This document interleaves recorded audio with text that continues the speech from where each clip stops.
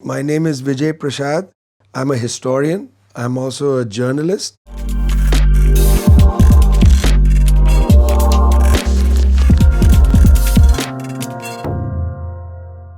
We are very interested in communicating with people across boundaries and borders. I came to China first 40 years ago.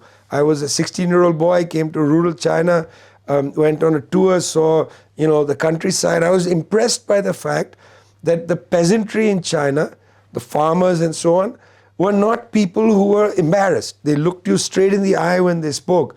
This is what the Chinese Revolution did. Before 1949, the Chinese peasantry in the countryside was embarrassed to look at people.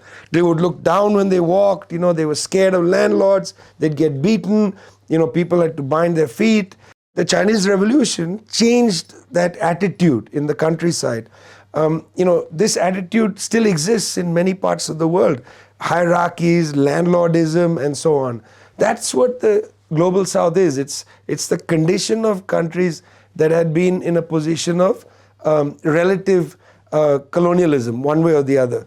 Well, these countries simply were not able to develop because they didn't have investment. So they had to borrow money from the countries that used to colonize them.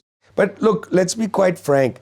When colonialism ended, all the wealth that had been taken from these societies like India, many African countries and so on, had gone to enrich the countries of the north.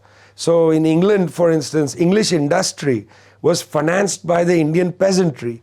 All the profits were taken from India and invested in England. So in India, there was no industry. When the British were thrown out of India, 1947, the literacy rate was merely 13%. British had ruled India 300 years.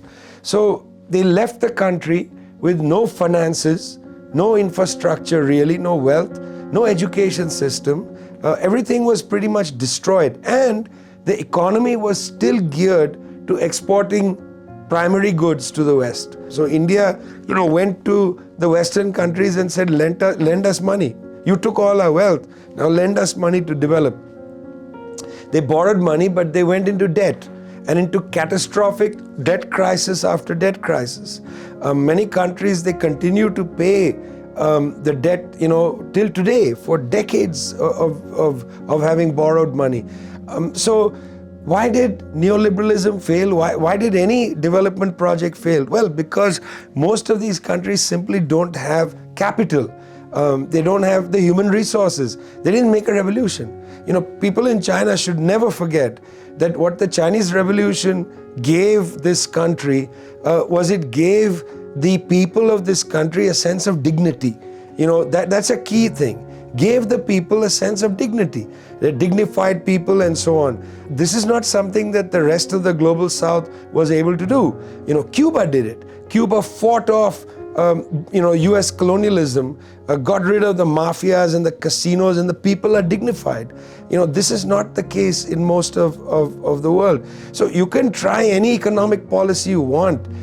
It's going to be hard to succeed if you don't have sufficient capital, if the people aren't dignified, if they're not educated, if they don't have health care, and so on. So what's the global south? Well, it's that. And then why hasn't it succeeded? Well, it's still suffering from the legacy of colonialism.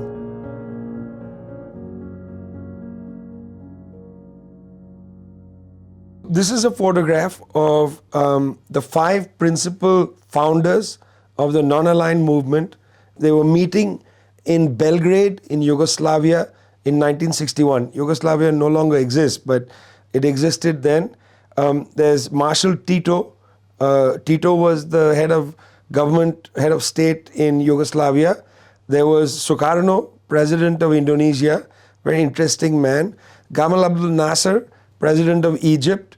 Kwame Nkrumah, the president of Ghana, and the prime minister of India, Jawaharlal Nehru. Now, what's interesting about the picture is that the 5 of them came out of, now Tito and Nkrumah were not at Bandung, the conference in Indonesia in 1955, but the Asian and African countries had a conference in 1955 in Bandung, Indonesia, where they talked about the importance of creating a project of the South, a third world project. Zhou Enlai came from China to that conference, and he was a star of the conference. It's a very interesting history. So 6 years later, they met in Belgrade, and they created the non-aligned movement.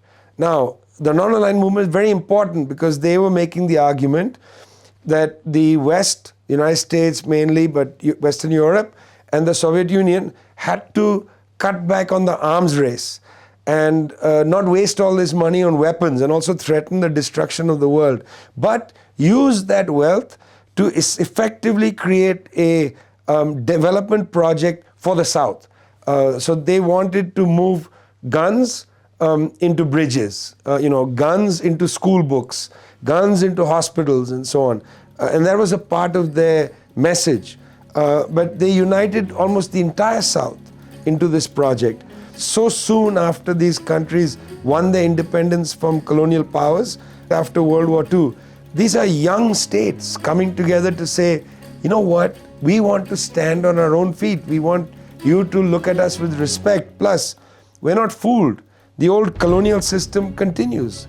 The concept Global South, like many concepts, is misleading because you think it has something to do with the South, the Southern Hemisphere, the North being the richer countries, and so on. It was a little bit like in an earlier period, you divided things by East and West. The West is Europe and the United States.